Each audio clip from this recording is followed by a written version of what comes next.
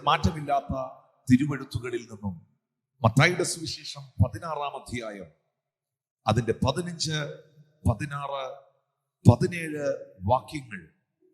നിങ്ങളോ എന്നെ ആർ എന്ന് പറയുന്നു എന്ന് അവൻ ചോദിച്ചതിന് ശീമോൻ പത്രോസ്, നീ ജീവനുള്ള ദൈവത്തിന്റെ പുത്രനായ ക്രിസ്തു എന്ന് ഉത്തരം പറഞ്ഞു. യേശു അവനോട്, ബെറിയോന ശീമോനെ, നീ ഭാഗ്യവാൻ. ജഡരക്തങ്ങളല്ല, സ്വർഗസ്ഥനായ എന്റെ പിതാവത്രേ നിനക്ക് ഇത് വെളിപ്പെടുത്തിയത്. നീ പത്രോസ് ആകുന്നു.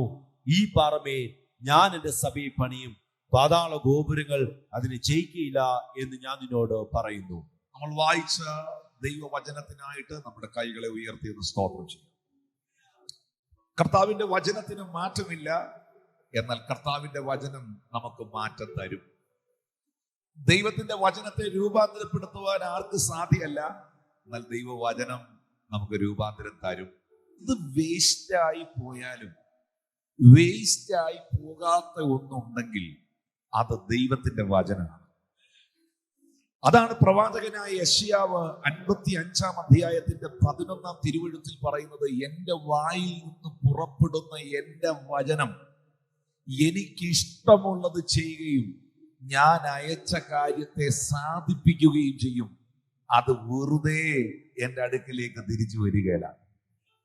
വെറുതെ ആയി പോകാത്ത ഒന്നുണ്ടെങ്കിൽ നിങ്ങൾ കേൾക്കുന്ന വചനമാണ്. നിങ്ങൾ എത്രയോ മണിക്കൂറുകൾ ജീവിതത്തിൽ പലയിടങ്ങളിലും ചിലവഴിച്ചിട്ടുണ്ട്. നിങ്ങളുടെ എത്രയോ സമയങ്ങൾ മൊബൈലിൽ നോക്കിയിരുന്നും മാധ്യമങ്ങളിൽ നോക്കിയിരുന്നും പത്രം വായിച്ചും ഒക്കെ കളഞ്ഞിട്ടുണ്ട്. നിങ്ങളുടെ എത്രയോ സമയങ്ങൾ ലോകത്തിന്റെ കാഴ്ചകൾ കണ്ട് നിങ്ങൾ നഷ്ടമാക്കിയിട്ടുണ്ട്. പക്ഷെ അതൊന്നും നിങ്ങളുടെ ജീവിതത്തിൽ പരിവർത്തനമോ രൂപാന്തരമോ സൗഖ്യമോ വിടുതലുകളോ കൊണ്ടുവന്നില്ല. ഞാൻ വിശ്വസിക്കുന്നു ഈ ദൈവവചനം നിന്റെ ജീവിതത്തെ, നിന്റെ ചരിത്രത്തെ മാറ്റിമറിക്കുന്ന ദൈവത്തിന്റെ വചനമാണ്. വചനം കേൾക്കുന്നവരിൽ സൗഖ്യം ഉണ്ടാകും. വചനം കേൾക്കുന്നവരിൽ സൗഖ്യം ഉണ്ടാകത്തില്ലെങ്കിൽ 107-ാം സങ്കീർത്തനം 20-ാം വാക്യം പറയില്ല, അവൻ തന്റെ വചനത്തെ അയച്ച് അവരുടെ രോഗികളെ സൗഖ്യമാക്കി. ദൈവത്തിന്റെ വചനത്തിന് നമ്മെ വിശുദ്ധീകരിക്കാൻ കഴിയും. എത്ര വലിയ മഹാപാപിയെയും വിശുദ്ധീകരിക്കുവാൻ വചനത്തിന് കഴിയുന്നത് കൊണ്ടാണ് യോഹന്നാൻ 15:3 പറയുന്നത്, നിങ്ങൾ ഇപ്പോൾ കേട്ട വചനത്താൽ നിങ്ങൾ ശുദ്ധിയുള്ളവരാകുന്നു. വചനത്തിന് നിങ്ങളെ അനുഗ്രഹിക്കാൻ കഴിയും. അതുകൊണ്ടാണ് വെളിപ്പാട് പുസ്തകത്തിൽ എഴുതിയിരിക്കുന്നത്, ഈ പ്രവചന പുസ്തകത്തിൽ എഴുതിയിരിക്കുന്നത് വായിക്കുകയും അത് കേൾക്കുകയും അത് പ്രമാണിക്കുകയും ചെയ്യുന്നവർ അനുഗ്രഹിക്കപ്പെട്ടവർ. ഈ പ്രവചന പുസ്തകത്തിൽ എഴുതിയിരിക്കുന്നത് വായിക്കുന്നവർ, അത് കേൾക്കുന്നവർ, അത് പ്രമാണിക്കുന്നവർ അനുഗ്രഹീതരായി തീരുമെങ്കിൽ എത്ര ശപിക്കപ്പെട്ട കുടുംബത്തെയും എത്ര ശപിക്കപ്പെട്ട വ്യക്തിയെയും ഒരു അനുഗ്രഹിക്കപ്പെട്ട കുടുംബമാക്കാൻ, ഒരു അനുഗ്രഹിക്കപ്പെട്ട വ്യക്തിയാക്കാൻ വചനത്തിന് കഴിയും. അത് വിശ്വസിച്ചവരും അത് അനുഭവിച്ചവരും കൈകളെ തട്ടി ദൈവത്തിന് നന്ദി പറ.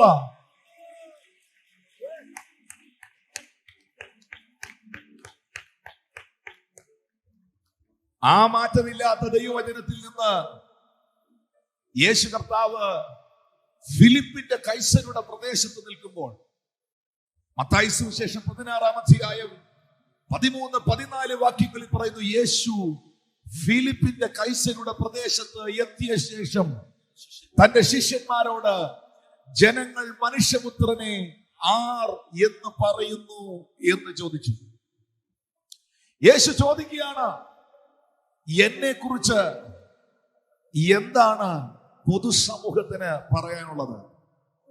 യേശു ആരാണ്? Who is Jesus? ഈ ചോദ്യം ഒരുപാട് തത്വജ്ഞാനികൾ ചോദിച്ചിട്ടുണ്ട്. ഈ ചോദ്യം ഒരുപാട് പണ്ഡിതന്മാർ ചോദിച്ചിട്ടുണ്ട്. ഈ ചോദ്യം ഒരുപാട് ആത്മീയ ആചാര്യന്മാർ ചോദിച്ചിട്ടുണ്ട്. Who is Jesus? സൂര്യനെ വെല്ലുന്ന പ്രഭാകിരണങ്ങൾ കണ്ണിലടിച്ച് വാഹനമൃഗമായ കുതിരയുടെ മുകളിൽ നിന്ന് നിലത്ത് വീണ് കിടക്കുന്ന തർസോസുകാരനായ ശൗൽ ദമസ്കോസിൻ പടിവാതിക്കൽ വെച്ച് നോക്കുവാൻ കഴിയാത്ത നിലകളിൽ കണ്ണിന്റെ കാഴ്ച മങ്ങിക്കൊണ്ട് വിരൽ ചൂണ്ടി ചോദിക്കുന്നു, നീ ആരാകുന്നു കർത്താവേ? Who you are? അങ്ങനെ തത്വജ്ഞാനികൾ, ഒരുപാട് ശൗലുമാർ, ഒരുപാട് ആത്മീയ ആചാര്യന്മാർ, ഒരുപാട് നേതാക്കന്മാർ, ഒരുപാട് എഴുത്തുകാർ, ഒരുപാട് എത്തിസ്റ്റുമാർ, നിരീശ്വരവാദികൾ ചോദിക്കുന്നു, ആരാണ് യേശു? Who is he? 100-ലധികം കിലോമീറ്ററുകൾ യാത്ര ചെയ്തിട്ടില്ലാത്തവൻ, അന്നത്തെ കാലത്ത് യൂണിവേഴ്സിറ്റി ബിരുദങ്ങളോ സർട്ടിഫിക്കറ്റുകളോ കയ്യിലില്ലാത്തവൻ,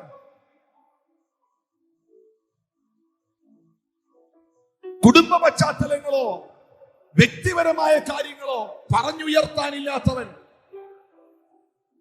ആശാരിയുടെ കുടുംബത്തിൽ നിന്ന്, നസറയത്തിൽ നിന്ന് പുറപ്പെട്ട് ജോർദാനിൽ സ്നാനമേറ്റ് ഗലീലയിൽ ശുശ്രൂഷ ആരംഭിച്ചവൻ, 100 കിലോമീറ്റർ യാത്ര ചെയ്തിട്ടില്ലാത്ത, യൂണിവേഴ്സിറ്റി ബിരുദങ്ങളോ സർട്ടിഫിക്കറ്റുകളോ കയ്യിലില്ലാത്ത, എന്നാൽ ഇന്ന് ലോകത്തിലെ 5 വൻകരകളിലും സമസ്ത പ്രായക്കാരും 2000-ൽ പരം വർഷമായി ആരാധിക്കുന്ന ഒരേ ഒരു നാമം, ഒരേ ഒരു ശക്തി, ഒരേ ഒരു ദൈവം, അവനാണ് നസറേയനായ യേശു. ഫിലിപ്പിന്റെ കൈസരുടെ പ്രദേശത്ത് നിന്നുകൊണ്ട് പത്രോസ് ചോദിക്കുന്നു, ശിഷ്യന്മാരോട് ചോദിക്കുന്നു, സമൂഹത്തോട് ചോദിക്കുന്നു, മനുഷ്യപുത്രനെ കുറിച്ച് ഇവിടുത്തെ ആൾക്കാരുടെ അഭിപ്രായം എന്നാ? കാരണം ഈ ഫിലിപ്പിന്റെ കൈസരുടെ പ്രദേശത്തിന് ഒരു പ്രത്യേകതയുണ്ട്. ഇത് കൈസരുടെ കയ്യിലിരുന്നതാണ് ഈ സ്ഥലം. കൈസരുടെ കാലഘട്ടത്തിന് ശേഷം കൈസരുടെ മകനായ ഫിലിപ്പ് ഈ സ്ഥലം ഏറ്റെടുത്തു. അവിടുത്തെ നേതാവായി, അവിടുത്തെ പ്രമാണിയായി. അപ്പോ അപ്പന്റെയും മോന്റെയും കൂടെ പേര് ചേർത്താണ് എഴുതിയിരിക്കുന്നത് ഫിലിപ്പിന്റെ കൈസരുടെ പ്രദേശം. ആ പ്രദേശത്തിന്റെ പ്രത്യേകത, ആ പ്രദേശത്തിലെ ജനങ്ങൾ ആരാധിക്കുന്ന ഒരു ദേവനുണ്ട്. ആ ദേവന്റെ പേര് പാനിയാസ് എന്ന ദേവനാണ്. പാനിയാസ് ഒരു കൃഷി ദേവനാണ്. ഒരു കൃഷിദേവനെ ആരാധിക്കുന്ന, പാനിയാസിന് ആരാധന കൊടുക്കുന്ന ഫിലിപ്പിന്റെ കൈസരുടെ പ്രദേശം, അവിടെ ഒരുപാട് അന്യദൈവ സേവകൾ നടക്കുന്ന സ്ഥലമാണ്. ഒത്തിരി അന്യാരാധനകൾ നടക്കുന്ന ഇടമാണ്. അങ്ങനെ ഒരു സ്ഥലത്ത് കൃത്യമായി എത്തിയപ്പോൾ യേശുക്രിസ്തു ചോദിക്കുന്നു, ഇവിടെ ഒരുപാട് നാമങ്ങളും ഒരുപാട് ദേവന്മാരെ നിങ്ങൾക്ക് കാണാനുണ്ടല്ലോ, മനുഷ്യപുത്രനെ കുറിച്ച് നിങ്ങൾക്ക് എന്താണ് പറയാനുള്ളത്? അവൻ ആരാണ്? അറിവിൽ നിന്ന് ഒരു കൂട്ടം ആൾക്കാർ ഇറങ്ങി വന്ന് പറഞ്ഞു, നീ യോഹന്നാൻ സ്നാപകനാണ്. കാരണം അന്നത്തെ കാലത്ത് ശിഷ്യന്മാർ ഉണ്ടായിരുന്നത് സ്നാപക യോഹന്നാനാണ്. എന്നാൽ സ്നാപക യോഹന്നാന് ശേഷം ഇപ്പോൾ ശിഷ്യന്മാർ, ഫോളോവേഴ്സ്, ഡിസൈപ്പിൾസ് ഉള്ളത് യേശു കർത്താവിനാണ്.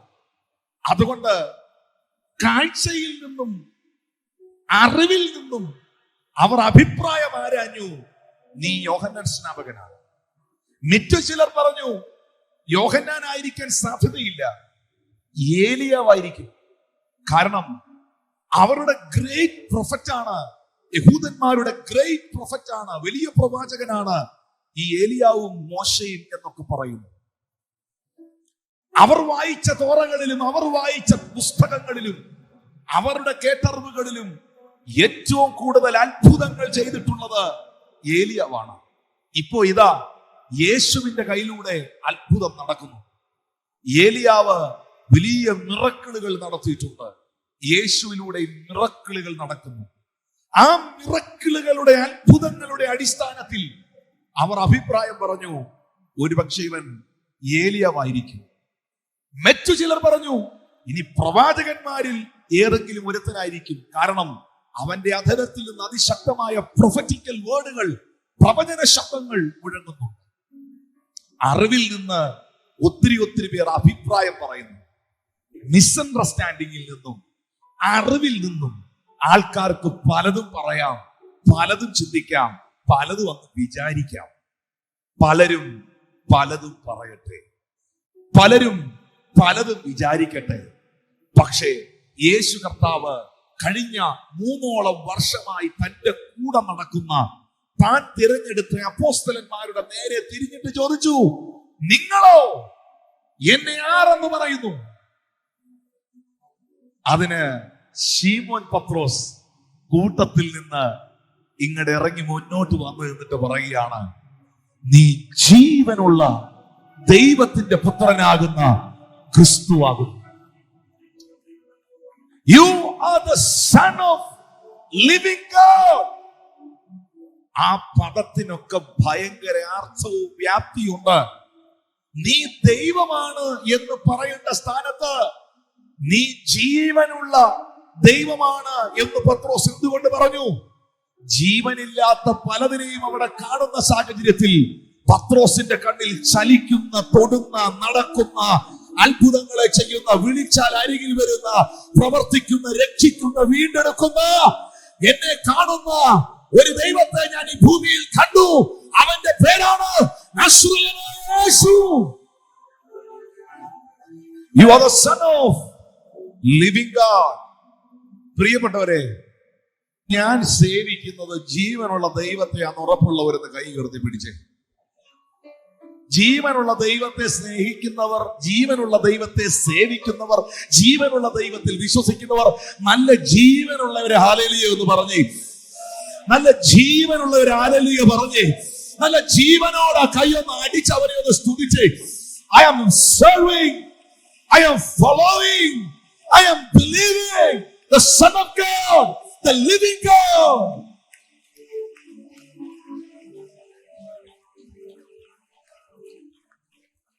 ഉടനെ ഈ പത്രോസിനെ യേശു കർത്താവ് അങ്ങ് വേറിട്ട് കൊണ്ടുപോയി. എന്നിട്ട് പറഞ്ഞു, ബറയോനായ ശിമോനെ, നീ ഭാഗ്യവാൻ. You are blessed. Who is blessed person? ആരാണ് ഇവിടെ അനുഗ്രഹീതർ? മാന്യ സഹോദരങ്ങളെ, ആരാണ് ഈ ഭൂമിയിൽ അനുഗ്രഹീതർ? എന്തിന്റെ അടിസ്ഥാനത്തിലാണ് യു ആർ ബ്ലെസ്സഡ് എന്ന് ഒരാളെ നോക്കി പറയാൻ കഴിയുന്നത്? നിങ്ങളുടെ കണ്ണിൽ പല വീടുകളുള്ളവർ, വണ്ടി പലതുള്ളവർ, വസ്തുക്കൾ ഒരുപാടുള്ളവർ, മക്കളെ വിദേശ രാജ്യങ്ങളിൽ MBBS വിട്ട് പഠിപ്പിച്ച് അവരെ ഡോക്ടറാക്കാൻ കഴിഞ്ഞവർ, മാസം ലക്ഷക്കണക്കിന് രൂപ ശമ്പളമുള്ളവർ, ഇങ്ങനെ മനുഷ്യന്റെ കണ്ണിൽ ഈ ലോകത്തിലെ ഭൗതികമായ അനുഗ്രഹങ്ങളുടെ, അഭിവൃദ്ധികളുടെ നടുവിൽ ഇരിക്കുന്നവനെ നോക്കി, ഓ അനുഗ്രഹിക്കപ്പെട്ട ഒരു വീടാ എന്ന് നിങ്ങൾ പറയുന്നു. പക്ഷെ ദൈവം പറയുന്നില്ല. ദൈവം ആരെ നോക്കി പറയുന്നു? You are blessed. യേശുവിന് നിങ്ങളെ നോക്കി നിങ്ങൾ അനുഗ്രഹീതരെന്ന് പറയാൻ കഴിയണമെങ്കിൽ നിങ്ങളുടെ ആത്മാവിൽ ക്രിസ്തുവിനെ കുറിച്ചുള്ള വെളിപ്പാട് ലഭിച്ചിരിക്കണം. നിങ്ങളുടെ അകത്ത മനുഷ്യനിൽ ക്രിസ്തുവിനെ കുറിച്ചുള്ള വെളിപ്പാട് ലഭിച്ചിരിക്കണം. എനിക്ക് യേശുവിനെ കിട്ടി എന്ന് പറയുന്ന എത്ര പേരുണ്ട്? എനിക്ക് യേശുവിനെ ലഭിച്ചു എന്ന് പറയുന്ന എത്ര പേരുണ്ട്? എനിക്ക് യേശുവിനെ ലഭിച്ചു എന്ന് പറയുന്ന എത്ര പേരുണ്ട്? നിങ്ങളെ നോക്കി സ്വർഗ്ഗം പറയുന്നു, you are the blessed person. ആ കൈകളെ നടിച്ച് കർത്താവിനെ നന്ദി പറഞ്ഞേ. നിങ്ങൾ ഒരു അനുഗ്രഹിക്കപ്പെട്ട വ്യക്തിയാണ്. നിങ്ങൾ ഒരു അനുഗ്രഹിക്കപ്പെട്ട വ്യക്തിയാണ്. ഇനിയും ഈ പത്തനംതിട്ട ജില്ലയിൽ, ഈ പത്തനംതിട്ടയുടെ പ്രദേശത്ത് ഒരുപാട് പേർ അനുഗ്രഹിക്കപ്പെടാനുണ്ട്. ഒരുപാട് കുടുംബങ്ങൾ വിടുവിക്കപ്പെടാനുണ്ട്. ഒരുപാട് പേർക്ക് യേശുവിനെ ലഭിക്കുവാനുണ്ട്. ഒത്തിരി കുടുംബങ്ങളിൽ ഈ കർത്താവ് കടന്നു വരുവാനുണ്ട്.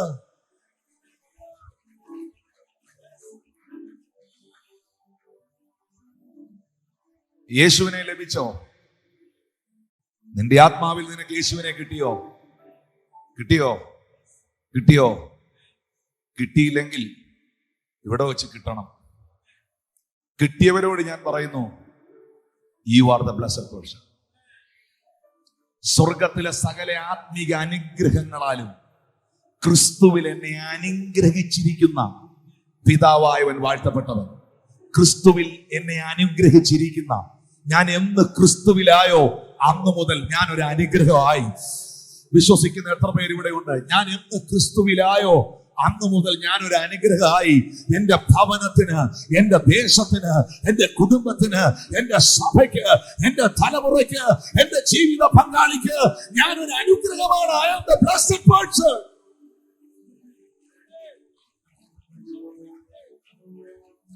പക്ഷേ അടുത്ത വാക്യമാണ് ഇന്നത്തെ സന്ദേശം. പത്രോസേ, നീ ഇപ്പൊ ഒരു വെളിപ്പാട് പറഞ്ഞില്ലേ, അതൊരു ഇൻഫർമേഷൻ അല്ല. പറഞ്ഞ അതൊരു ഇൻഫർമേഷൻ അല്ല, അതൊരു റെവലേഷൻ ആണ്. എല്ലാരും പറഞ്ഞ അതൊരു ഇൻഫർമേഷൻ അല്ല. ഈ ഏലിയാവാന്ന് പറഞ്ഞതും പ്രവാചകന്മാരിൽ ഒരുത്തനാന്ന് പറഞ്ഞതും യോഹന്നാൻ സ്നാപകനാന്ന് പറഞ്ഞതും ഒക്കെ ആൾക്കാർ ചുമ്മാ പറയുന്നതാണ്.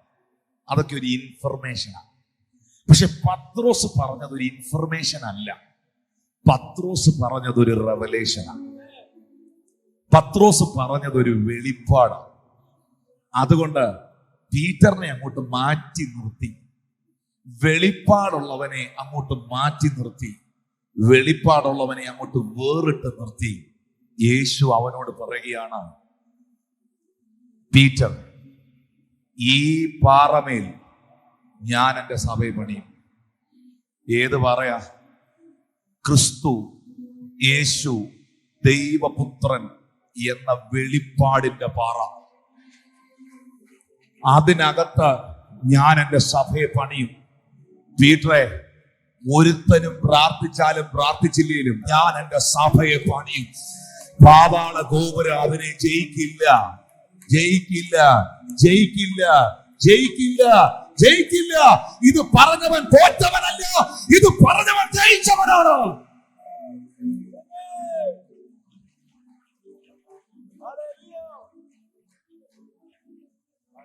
ജഡരക്തമല്ല നിനക്കിത് വെളിപ്പെടുത്തിയത്, വെളിപ്പെടുത്തിയത് സ്വർഗസ്ഥനായ എന്റെ പിതാവത്രേ.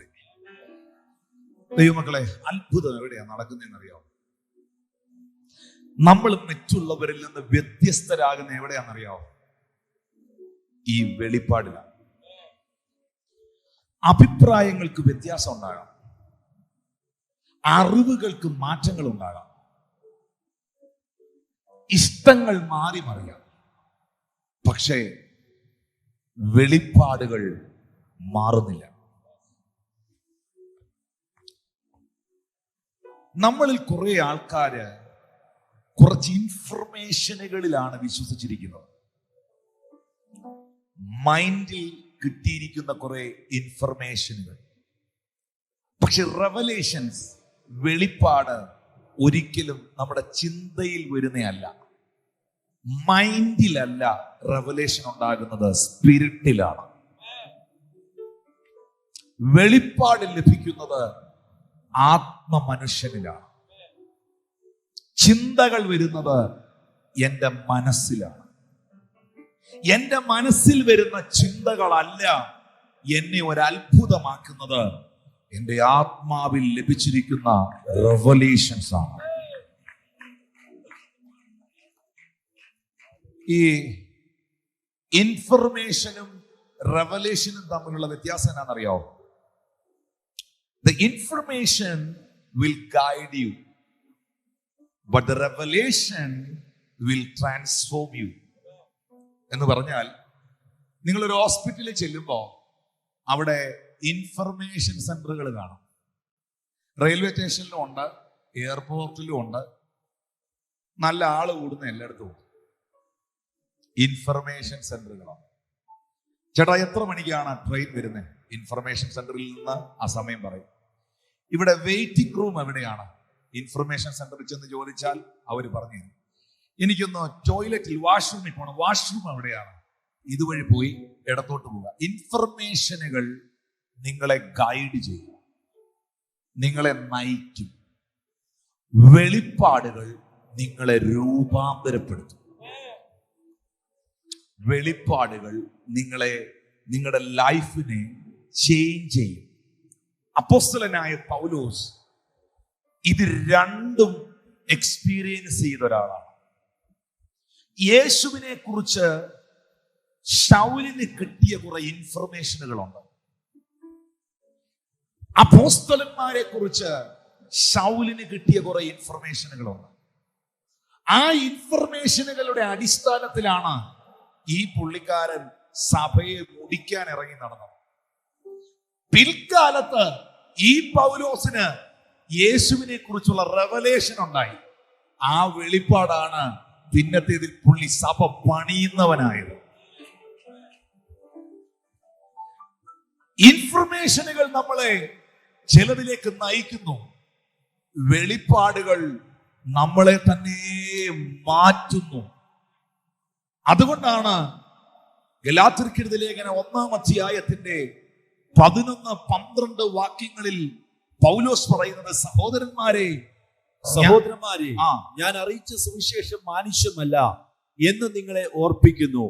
അത് ഞാൻ മനുഷ്യനോട് പ്രാപിച്ചിട്ടില്ല, പഠിച്ചിട്ടുമില്ല. യേശുക്രിസ്തുവിന്റെ വെളിപ്പാടിനാൽ അത്രേ പ്രാപിച്ചത്. ഞാൻ നിങ്ങളോട് പ്രസംഗിച്ച സുവിശേഷം, ഞാൻ നിങ്ങളെ അറിയിച്ച വചനം മനുഷ്യനിൽ നിന്ന് പ്രാപിച്ചതല്ല, മനുഷ്യനിൽ നിന്ന് കേട്ട അറിവുകളിൽ നിന്നും എന്നിൽ വെളിപ്പെട്ട തെറ്റിദ്ധാരണകളിൽ നിന്നും ഞാൻ സഭയെ മുടിക്കുന്ന ഒരുവനായി നടന്നൊരു കാലഘട്ടം എനിക്കുണ്ടായിരുന്നെങ്കിൽ ഇപ്പോൾ ഞാൻ നിൽക്കുന്നത് ക്രിസ്തുവിലുള്ള വെളിപ്പാടിനാലാണ്. ആ വെളിപ്പാട് എനിക്ക് ലഭിച്ചപ്പോഴാണ് ഇതിനകത്തുള്ള ഈടുറ്റ കരുത്തുള്ള 14 ലേഖനങ്ങൾ ദൈവസഭയ്ക്ക് വേണ്ടി എഴുതുവാൻ എന്റെ തൂലികയെ ചലിപ്പിച്ചത്.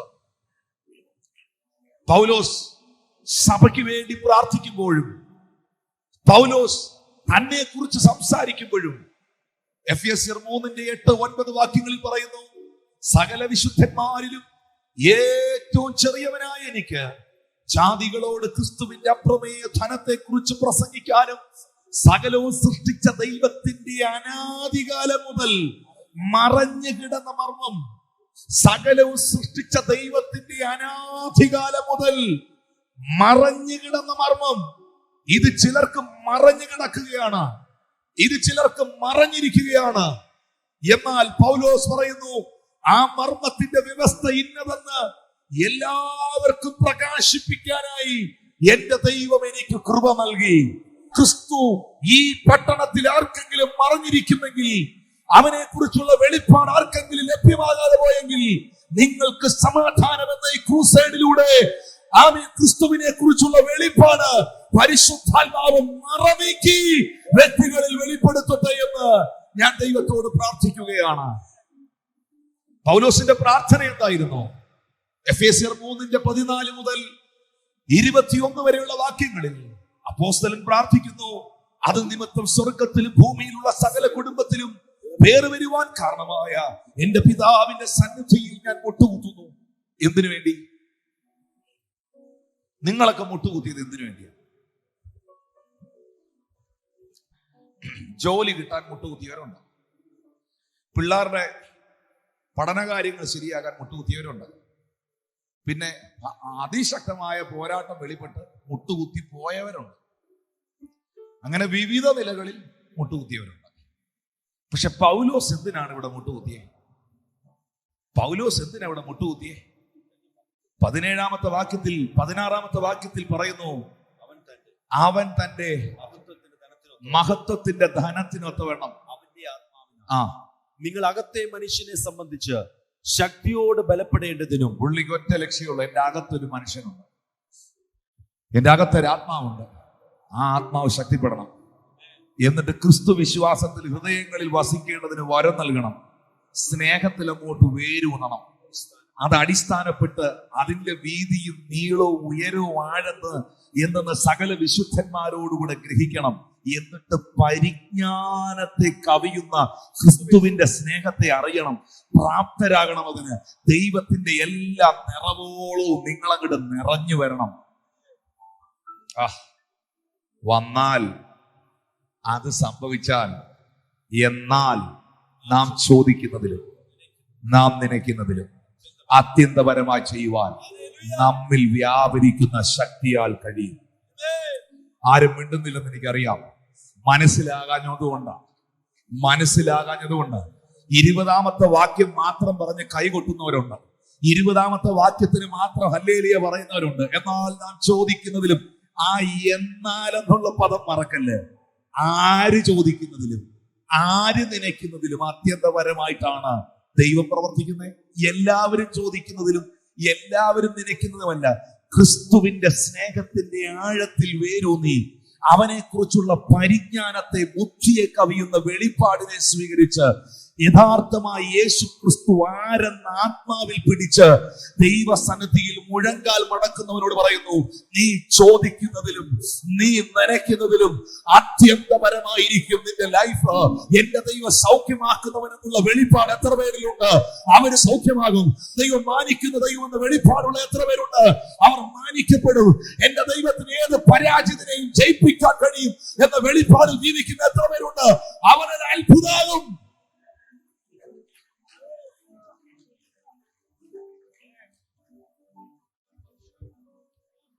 നമ്മിൽ വ്യാപരിക്കുന്ന ശക്തി, ഇവിടെ ഒരു ശക്തി വ്യാപരിക്കുന്നുണ്ട്. യേശു ക്രിസ്തു ജീവനുള്ള ദൈവം എന്ന് പ്രസംഗിക്കുന്നിടത്ത് ആ ശക്തി വ്യാപരിക്കും. ആ ശക്തി വ്യാപരിക്കും. യേശു ക്രിസ്തു ജീവനുള്ള ദൈവം എന്നുള്ള വെളിപ്പാടില്ലാത്തവനിൽ, യേശു ക്രിസ്തു ഉയർത്തപ്പെടാത്ത സ്ഥലങ്ങളിൽ എന്തു വ്യാപരിക്കുന്നു എന്ന് ഡബിൾ ചെക്ക് ചെയ്യണം. എന്നാൽ ക്രിസ്തുവിനെ കുറിച്ചുള്ള വെളിപ്പാട് വെളിപ്പെടുന്നിടത്തും എനിക്കങ്ങനെ എത്ര പേരെ എന്റെ കൊച്ച് ഈ ഒരു അനുഭവത്തിൽ നിന്ന് കർത്താവ് കാണിച്ചു തന്നിട്ടുണ്ടെന്നറിയാമോ? യേശു സൗഖ്യമാക്കി, ഹീലിംഗ് മിനിസ്ട്രി, കർത്താവ് സൗഖ്യമാക്കുന്നവനാണെന്നുള്ള ഭയങ്കര വെളിപ്പാടിൽ ജീവിക്കുന്ന ശുശ്രൂഷകരുണ്ട്. നീ എന്ത് വിശ്വസിക്കുന്നോ അതായിരിക്കും നിന്റെ ജീവിതം. ആ അടുത്തിരിക്കുന്ന ആളോടൊന്ന് പറഞ്ഞു, നീ എന്നോ വിശ്വസിക്കുന്നോ അതായിരിക്കും നിന്റെ ശുശ്രൂഷയും നിന്റെ ജീവിതവും. ഏത് വെളിപ്പാടാണോ അകത്തിരിക്കുന്നത് അതായിരിക്കും അനുഭവിക്കുന്നത് മുഴുവൻ. ശബ്ദമുയർത്തി ഹല്ലേലൂയ.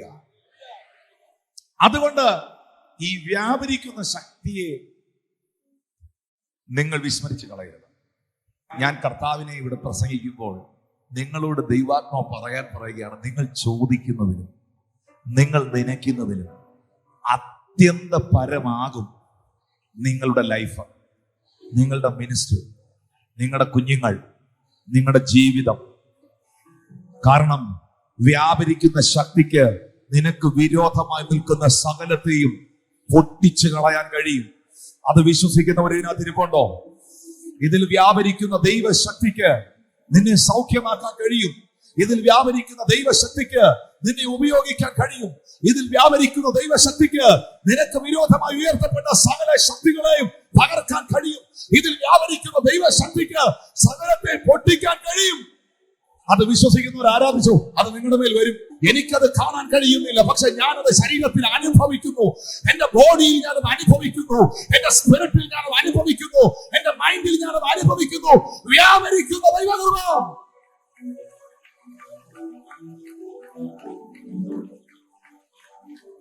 സംഭവിക്കട്ടെ, സംഭവിക്കട്ടെ, സംഭവിക്കട്ടെ, സംഭവിക്കട്ടെ. വിശ്വസിക്കുന്നത് സംഭവിക്കട്ടെ. പത്തനംതിട്ടയിൽ ദൈവശക്തി വ്യാപരിക്കട്ടെ. നിങ്ങളുടെ ഭവനത്തിൽ ദൈവശക്തി വ്യാപരിക്കട്ടെ. നിങ്ങളുടെ തലമുറയിൽ ദൈവശക്തി വ്യാപരിക്കട്ടെ. നിങ്ങളുടെ ശുശ്രൂഷയിൽ ദൈവശക്തി വ്യാപരിക്കട്ടെ. നിങ്ങളുടെ ശബ്ദത്തിൽ ദൈവശക്തി വ്യാപരിക്കട്ടെ. എന്നിൽ, എന്റെ കുടുംബത്തിൽ, എന്റെ ശുശ്രൂഷയിൽ, ജീവിതത്തിൽ ഞാൻ ചോദിക്കുന്നതിലും ഞാൻ നനയ്ക്കുന്നതിലും, ഞാൻ ചോദിക്കുന്നതിലും ഞാൻ നനയ്ക്കുന്നതിലും അത്യന്തപരമായി, അത്യന്തപരമായി, അത്യന്തപരമായി, അത്യന്തപരമായി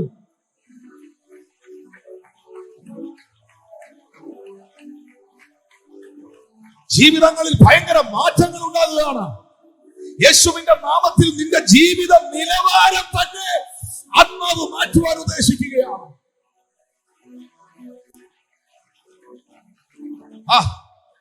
The revelation will transform you. ഈ വെളിപ്പാട് നിന്നെ മാറ്റിയിരിക്കും. ചോദിക്കുന്നതിലും നനയ്ക്കുന്നതിലും അത്യന്തപരമായി നമ്മിൽ ചെയ്യുവാൻ, നമ്മിൽ വ്യാപരിക്കുന്ന ശക്തി, ദൈവശക്തി. എന്നെ കേട്ടോ, ദൈവശക്തി വ്യാപരിച്ചാൽ, ഇനി എന്നെ ശ്രദ്ധിച്ചോ, ദൈവശക്തി വ്യാപരിച്ചാൽ വിടുതലാകും. ദൈവശക്തി വ്യാപരിച്ചാൽ പിശാച് അസ്വസ്ഥമാണ്. അഭിഷേകം വെളിപ്പെട്ടാൽ സാഹചര്യങ്ങൾ എന്ത് തന്നെയാണെങ്കിലും ഭയങ്കര റിസൾട്ട് ആയിരിക്കും. റിസൾട്ട് ഉണ്ടാവും. കർത്താവിന്റെ വചനത്തിൽ ഈ ഇൻഫർമേഷനുകളല്ല നമ്മളെ വിടുതലിലേക്ക് നയിക്കുന്നത്, റെവലേഷൻസ് ആണ് എന്നുള്ളതിന്റെ രണ്ട് സംഭവങ്ങൾ പറഞ്ഞു എന്ന് പ്രാർത്ഥിക്കുന്നു. യോഹന്നാൻ സുവിശേഷം 6-ാം അധ്യായം 1 മുതൽ 10 വരെ. അനന്തരം യേശു തിബരിയാസ് എന്ന കടൽക്കരയിൽ അതിന്റെ അക്കരയ്ക്ക് പോയി. കടലിന്റെ അക്കരയ്ക്ക് പോയി. അവൻ രോഗികളിൽ ചെയ്യുന്ന അടയാളങ്ങളെ കണ്ടിട്ട് ഒരു വലിയ പുരുഷാരം അവന്റെ പിന്നാലെ വന്നു. യേശു വലിയൊരു പുരുഷാരം തന്റെ അടുക്കൽ വരുന്നത് കണ്ടിട്ട് ഫിലിപ്പോസിനോട്, ഇവർക്ക് തിന്നുവാൻ നാം എവിടെ നിന്ന് അപ്പം വാങ്ങും എന്ന് ചോദിച്ചു. ഇതവനെ പരീക്ഷിക്കാൻ അത്രേ ചോദിച്ചത്. താൻ എന്ത് ചെയ്യാൻ പോകുന്നെന്ന് താൻ അറിഞ്ഞിരുന്നു. യേശു എന്ത് ചെയ്യാൻ പോകുന്നെന്ന് യേശു അറിഞ്ഞിരുന്നു. നിങ്ങൾക്ക് ഇവിടെ 2-3 സംഭവങ്ങൾ ഞാൻ കാണിച്ചു തരാം. വലിയ കൂട്ടം പുരുഷാരം കൂടിയിരിക്കുകയാണ്.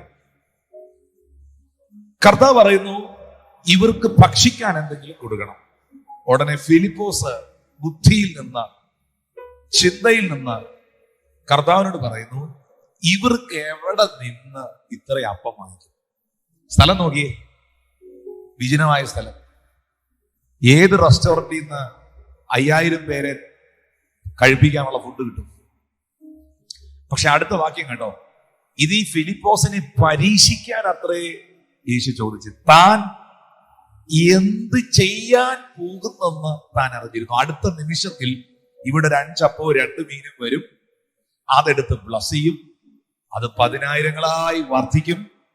ഇവിടെ ഇരിക്കുന്ന എല്ലാ ജനവും തിന്ന് തൃപ്തരാകും. മരുഭൂമിയിൽ മന്ന വിളമ്പിയവന് അതറിയാമായിരുന്നു. പക്ഷേ കൂടെ നിൽക്കുന്നവർക്ക് അത് അറിയില്ലായിരുന്നു. ഇവിടെയാണ് നമ്മൾ ശ്രദ്ധിക്കേണ്ട ഒരു സന്ദേശം.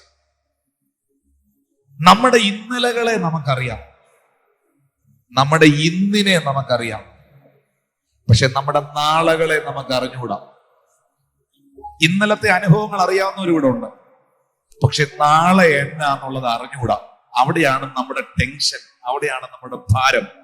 പക്ഷെ യേശുവിന്റെ പ്രത്യേകത, നമ്മുടെ ഇന്നലകളെ അറിയാവുന്നവൻ, നമ്മുടെ ഇന്നിൽ നമ്മെ നടത്തുന്നവൻ, നാളുകളിൽ താൻ എന്ത് ചെയ്യുവാൻ പോകുന്നു എന്ന് താൻ അറിഞ്ഞിരുന്നു. അടുത്ത മണിക്കൂറുകളിൽ, അടുത്ത ദിനങ്ങളിൽ, അടുത്ത മാസങ്ങളിൽ നിന്റെ ജീവിതത്തിൽ എന്ത് സംഭവിക്കുമെന്ന് അറിയാവുന്നവനെയാണ് ആരാധിക്കുന്നത്. ആ ഉറപ്പുള്ളവർ കൈകൾ ഉയർത്തിയെന്ന് സ്തോത്രം ചെയ്തേ. എന്ത് സംഭവിക്കുമെന്ന് അറിയാവുന്നവനെയാണ് ആരാധിക്കുന്നത്. ഹല്ലേലൂയ. താൻ എന്ത് ചെയ്യുവാൻ പോകുന്നു എന്ന് താൻ അറിഞ്ഞിരുന്നു. ഇവിടെ ചിന്തിച്ചു കൂട്ടുന്ന ഒരു ഫിലിപ്പോസിനെ കാണാം. അടുത്തിരിക്കുന്ന ആളോട് പറഞ്ഞത് ചിന്തിച്ചു കൂട്ടുന്ന ഫിലിപ്പോസ്.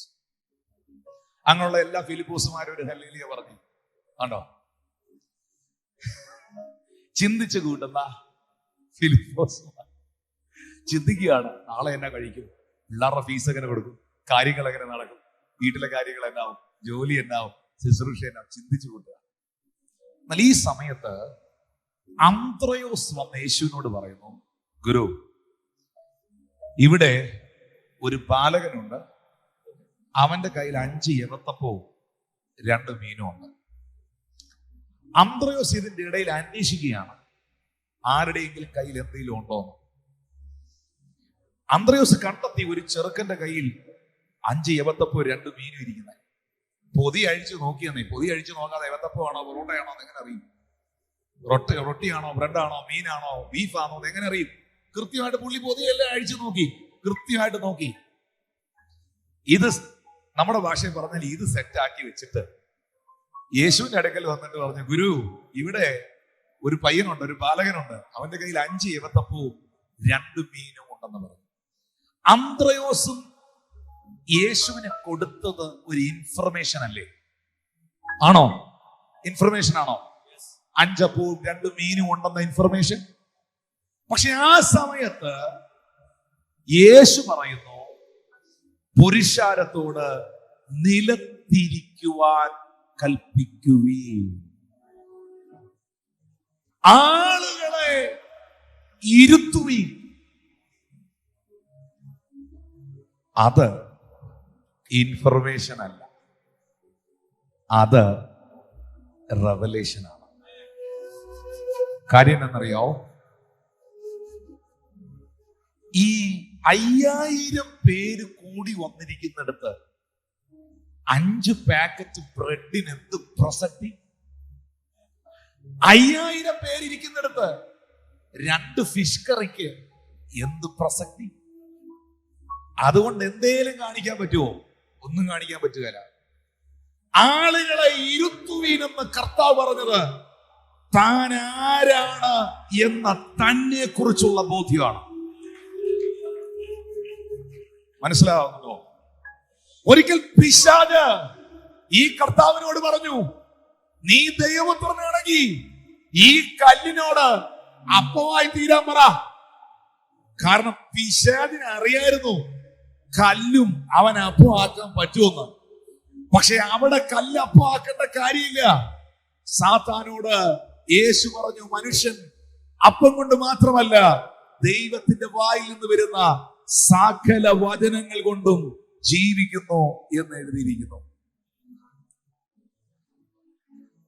ദൈവത്തിന്റെ വായിൽ നിന്ന് വരുന്ന വചനങ്ങൾ കൊണ്ട് മനുഷ്യൻ ജീവിക്കുന്നു. ഇവിടെ എനിക്ക് കല്ല് അപ്പമാക്കി കാണിക്കേണ്ട കാര്യമില്ല. പക്ഷേ ഞാൻ അപ്പം വർദ്ധിപ്പിക്കും. അത് നിന്നെ ജയിച്ചേച്ചായിരിക്കും. 5 അപ്പവും 2 മീനും കരങ്ങളിലെടുത്ത് യേശു വർദ്ധിപ്പിച്ചു. ഇത് തന്നെ കുറിച്ചുള്ള തന്റെ വെളിപ്പാടാണ്. ഈ 5 അപ്പത്തിൽ നിന്നും 2 മീനിൽ നിന്നും 5000 ആൾക്കാർക്ക് ഇത് വിളമ്പുവാൻ കഴിയുമെന്നുള്ള തന്റെ ഉറച്ച ബോധ്യം. കാനാവിലെ കല്യാണ വീട്ടിലേക്ക് വന്നേ. കാനാവിലെ കല്യാണ വീട്ടിൽ യേശുവിനെ വിളിച്ചു. യോഹന്നാൻ സുവിശേഷം 2-ാം അധ്യായം. യേശു ആ വീട്ടിൽ വന്നു. മറിയം യേശു കർത്താവിന്റെ അരികിൽ വന്നിട്ട് പറഞ്ഞു, മകനെ, വീഞ്ഞില്ല, വീഞ്ഞ് തീർന്നു പോയി. മേരി മറിയം യേശുവിന് കൊടുത്തത് എന്താണോ ഈ പാസ്റ്ററെ? Information. The information will guide you, but only the revelation will change our life. Mary കൊടുക്കുന്നത് ഇൻഫർമേഷൻ ആണ്. അന്ത്രയോസ് കൊടുത്തത് ഇൻഫർമേഷൻ ആണ്. എന്നിട്ട് ഇതേ മറിയം അങ്ങോട്ട് തിരിഞ്ഞ് യേശു പറഞ്ഞു, സ്ത്രീയെ, എനിക്ക് നിനക്ക് തമ്മിൽ എന്ത്? എന്റെ സമയം, എന്റെ നാഴിക ഇതുവരെ വന്നിട്ടില്ല. പക്ഷെ ഇതേ മേരി, ഇതേ മറിയം തിരിഞ്ഞ് ശുശ്രൂഷകരുടെ അരികിൽ ചെന്നിട്ട് പറഞ്ഞു, അവൻ നിങ്ങളോട് എന്തേലും കൽപ്പിച്ചാൽ നിങ്ങൾ അതങ്ങ് ചെയ്തേക്കണം. അത് ഇൻഫർമേഷൻ അല്ല, അത് മേരിയുടെ അകത്തുള്ള റെവലേഷൻ ആണ്. കാരണം ആ വിവാഹ വീട്ടിൽ യേശു ആരെന്നറിയാവുന്ന ഒരേ ഒരു വ്യക്തിയേ ഉള്ളൂ. അത് യേശുവിന്റെ അമ്മയായ മറിയമാണ്. യേശു ജീവനുള്ള ദൈവത്തിന്റെ പുത്രനെന്നും അവൻ ലോകരക്ഷിതാവെന്നും അവൻ അത്ഭുതങ്ങളെ ചെയ്യുവാൻ കഴിയുമെന്നും അവൻ ദൈവമാണെന്നുമുള്ള ഉറച്ച ബോധ്യം ലഭ്യമായത് ആ സഹോദരിക്ക് മാത്രമാണ്. അതുകൊണ്ട് ശുശ്രൂഷകരോട് മേരി പറയുന്നു, അവൻ നിങ്ങളോട് എന്തേലും കൽപ്പിച്ചാൽ നിങ്ങൾ അത് ചെയ്യുവീൻ. അത് മറിയത്തിന്റെ അകത്തുള്ള വെളിപ്പാടാണ്. പക്ഷെ യേശുവിനോട് വീഞ്ഞില്ലെന്ന് പറഞ്ഞത് അവിടുത്തെ സാഹചര്യത്തെ കുറിച്ചുള്ള ഒരു ഇൻഫർമേഷനാണ്. ശുശ്രൂഷകരോട് കൽപാത്രങ്ങളിൽ വെള്ളം കോരി നിറയ്ക്കാൻ പറഞ്ഞു. ഇനി കേട്ടെ, ഈ ശുശ്രൂഷകർ വീഞ്ഞു വിളമ്പേണ്ട സ്ഥലത്ത് പച്ചവെള്ളം പാത്രത്തെ കോരി കൊണ്ടുപോകുമ്പോ ആ പച്ചവെള്ളം പാത്രത്തിലേക്ക് ഒഴിക്കുമ്പോൾ വീഞ്ഞൊന്നും ആയില്ലെന്നേ, അത് കിണറ്റിലെ വെള്ളം തന്നെ ആയിരുന്നു. പക്ഷെ മേരി ആ ശുശ്രൂഷകരുടെ അകത്ത് കൊടുത്ത ഒരു റെവലേഷൻ ഉണ്ട്. അവൻ എന്തേലും പറഞ്ഞാൽ നീ അത് ചെയ്താൽ നീ അതിനകത്തൊരു അത്ഭുതം കണ്ടിരിക്കും. ആ റെവലേഷനിൽ, ആ വെളിപ്പാടിൽ നിന്നുകൊണ്ട് വിശ്വാസത്തോടെ ആ പച്ചവെള്ളം കോരി പാത്രത്തിലൊഴിച്ച് അവർ ചുവട് വെക്കുമ്പോൾ അതിന്റെ നിറം മാറി, അതിന്റെ മണം മാറി, അതിന്റെ രുചി മാറി.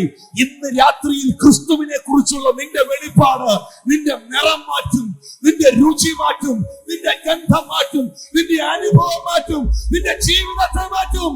The revelation of Christ will change it everything. ഓ, കൈകൾ അടിച്ച് കർത്താവിനെ സ്തുതിച്ചേ.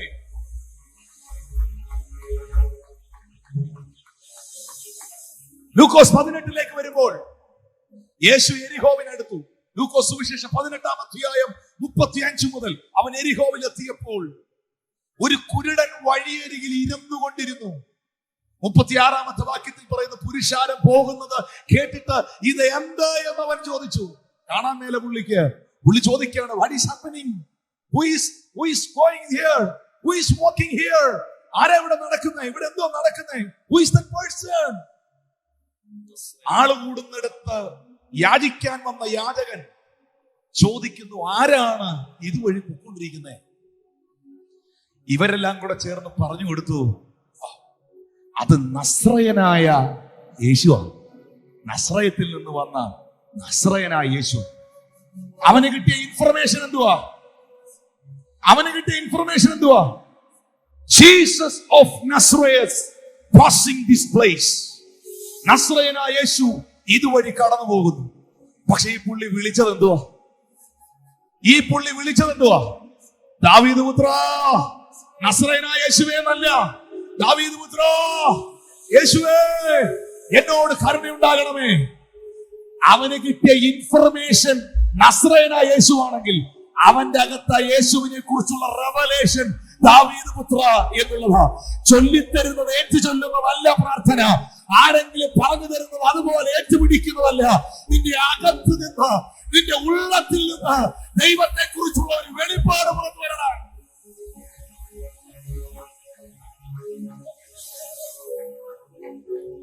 കാരണം അവനറിയാം, അന്നാളിൽ ദാവീദ് ഗൃഹത്തിൽ നിന്നും ഒരുവൻ പുറത്തു വരും. അവന്റെ അകത്ത് കിട്ടിയ വെളിപ്പാടാ. അന്ന് കുരുടന്റെ കണ്ണ് തുറക്കും, അന്ന് ചെകിടന്റെ ചെവി കേൾക്കും, അന്ന് ഊമൻ സംസാരിക്കും. നസ്രയത്തിൽ നിന്ന് വരുന്നവനിലല്ല, കണ്ണു തുറക്കുന്നവൻ. നസ്രയത്തിൽ നിന്ന് വരുന്നവനല്ല ഊമനെ സംസാരിപ്പിക്കുന്നവൻ. ദാവീദിന്റെ ഗോത്രത്തിൽ നിന്ന് ഒരുവൻ വരും. ഇശ്ശായിയുടെ കുറ്റിയിൽ നിന്ന് ഒരു മുള പുറപ്പെടും. അവന് കുരുട്ട് കണ്ണുകളെ തുറക്കാൻ കഴിയും. ആ വെളിപ്പാടിൽ നിന്നുകൊണ്ടാണ് മറ്റുള്ളവരത് നസ്രയനായ യേശുവാണെന്ന് പറഞ്ഞു കൊടുത്തിട്ടും അവൻ കേറി ഉറക്ക വിളിച്ചത്, David's son Jesus, only you can open my eyes. നിനക്ക് മാത്രമേ എന്റെ കണ്ണുകളെ തുറക്കാൻ കഴിയത്തുള്ളൂ. ഇന്ന് രാത്രിയിൽ ഞാൻ കൈയടിച്ചാൽ എന്റെ ദൈവം അത് അനുഗ്രഹമാക്കുമെന്നും, ഞാൻ സ്തുതിച്ചാൽ അതിനകത്ത് മഹത്വം ഇറങ്ങുമെന്നും, ഞാൻ പാടിയാൽ അതെനിക്കൊരു അനുഗ്രഹമാകുമെന്നും, ഞാൻ ബൈബിൾ വായിച്ചാൽ അതിന്റെ ജീവിതത്തിന് നന്മയാകുമെന്നും ഉള്ള വെളിപ്പാടിൽ വായിക്ക്, വെളിപ്പാടിൽ പാട്. ഇൻഫർമേഷന്റെ അടിസ്ഥാനത്തിലല്ല, മനുഷ്യൻ തരുന്ന ഇൻഫർമേഷനല്ല, നിനക്ക് ദൈവത്തെ കുറിച്ച് ലഭിച്ച റെവലേഷനിൽ ജീവിക്കുക. Only that revelation will change it your life. ശബ്ദം ഉയർത്തി hallelujah. Who you are, Lord. Saul ചോദിക്കുന്നു, നീ ആരാകുന്നു? കർത്താവേ. യേശു കർത്താവ് ഈ ഭൂമിയിൽ നിന്ന് ചോദിക്കുന്നു, നിങ്ങൾ മനുഷ്യപുത്രനെ ആരെന്ന് പറയുന്നു? മക്കളെ, തൊഴുകയോടെ സ്നേഹത്തോടെ ഞാൻ പറയുന്നു, ആരെങ്കിലും എന്തെങ്കിലും ഒക്കെ പറഞ്ഞു തന്ന ചിന്തകളിലല്ല നീ ദൈവത്തെ സേവിക്കേണ്ടത്. വ്യക്തിപരമായി ക്രിസ്തുവിലുള്ള ഒരു ബന്ധം നിങ്ങൾക്കുണ്ടാകണം. നിങ്ങൾ ആ വെളിപ്പാടിൽ വിളിക്കണം. ഇൻഫർമേഷനുകൾ നിങ്ങളെ ഗൈഡ് ചെയ്യും, റെവലേഷൻസ് നിങ്ങളെ ചേഞ്ച് ചെയ്യും. യേശു ജീവനുള്ള ദൈവം എന്നുള്ള വെളിപ്പാട് നിങ്ങളുടെ അകത്ത മനുഷ്യനുണ്ടെങ്കിൽ നീ ചോദിക്കുന്നതിലും നനയ്ക്കുന്നതിലും അത്യന്തപരമായി